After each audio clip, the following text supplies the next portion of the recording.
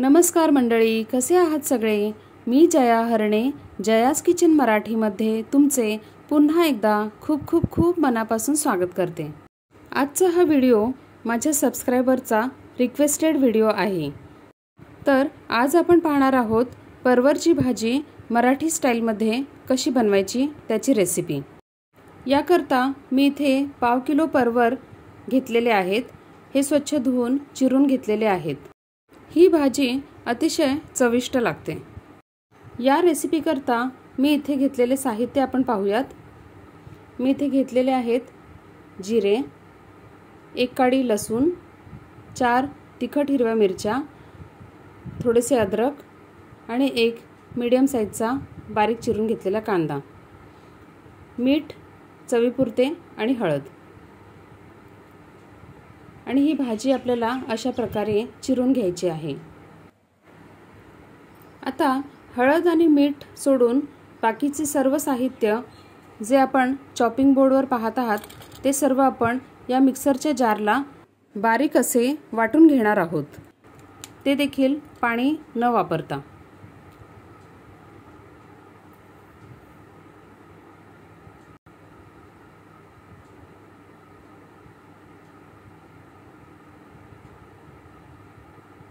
तर इथे हे वाटण आपलं तयार आहे।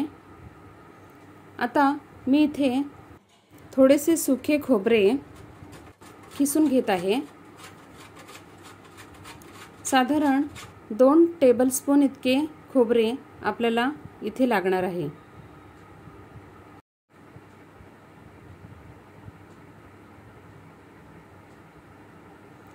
हे खोबरं आपण न भाजताच इथे वापरलेले आहे।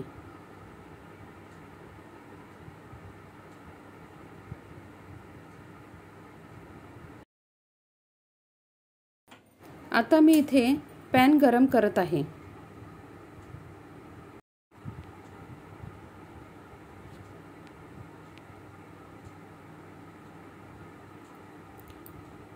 आता मी इथे 1 चमचा तेल घेतलेले आहे।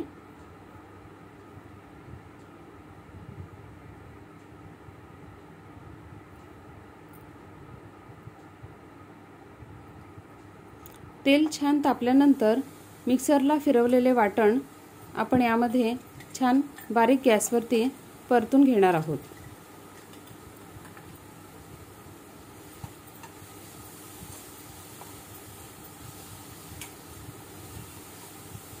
काही भाज्या अशा असतात की त्या हिरव्या वाटणावर अतिशय उत्तम लागतात।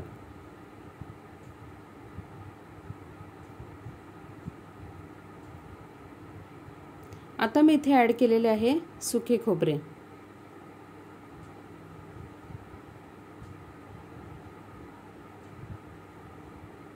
आता मी इथे ॲड करत आहे हळद आणि चवीपुरते मीठ। हे सर्व साहित्य आपण छान मिक्स करून घ्यायचे आहे।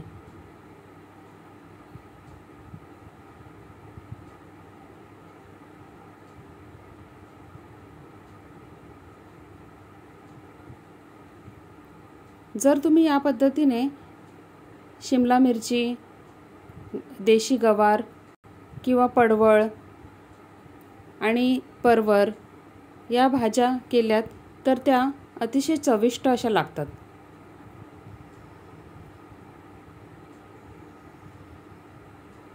आता मी इथे परवरची भाजी सुद्धा ॲड केलेली आहे।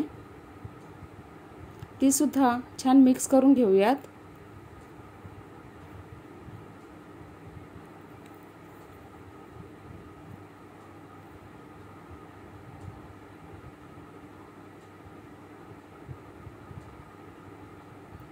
आता भाजी छान परतून झालेली आहे।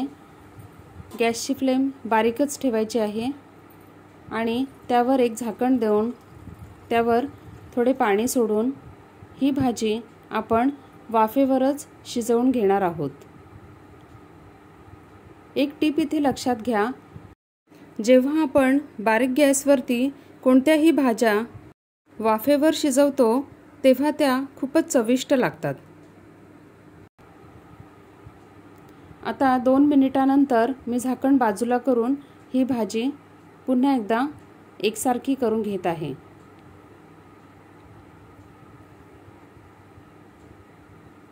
पुन्हा आपण यावर झाकण देणार आहोत, कारण अजून 3 मिनिटे ही भाजी शिजण्याकरता लागणार आहेत। असेच आपण भाजी शिजेपर्यंत दर 2 ते 3 मिनिटांनंतर एकसारखी मिक्स करून शिजवून घ्यायची आहे। लक्षात ठेवा, भाजीमध्ये आपण वरून पाणी सोडलेले नाही।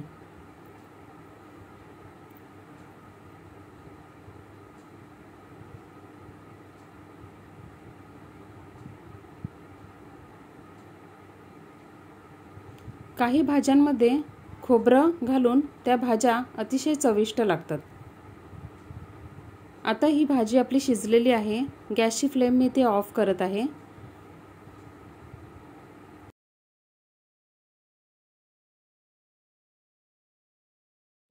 ही भाजी आपण सर्व केलेली आहे।